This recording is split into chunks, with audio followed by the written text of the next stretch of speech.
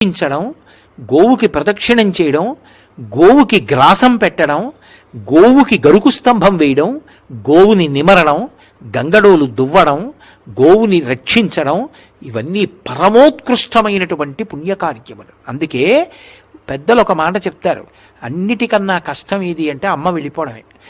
అమ్మని చూడాలి అంటే ఆవుని చూస్తే చాలు.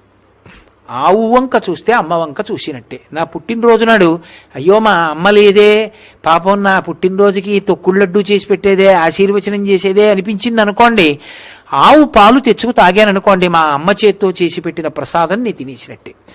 ఆవు అరటిపండు పెట్టాననుకోండి, ఆ రోజున మా అమ్మ నా చేతి భోజనం చేసినట్టే. గోవుకి ప్రదక్షిణం చేస్తే మా అమ్మకి నేను నమస్కారం చేసేసినట్టే. అందుకే గోమాత జనకమాతలాగా నిలబడుతుంది. అందుకే పాలు లేని పిల్లలకు ఆవు పాలు అంటారు. పశువుల నుండి వచ్చేటటువంటి పాలు రజోగుణ తమోగుణాలు కల్పిస్తాయి. అందుకే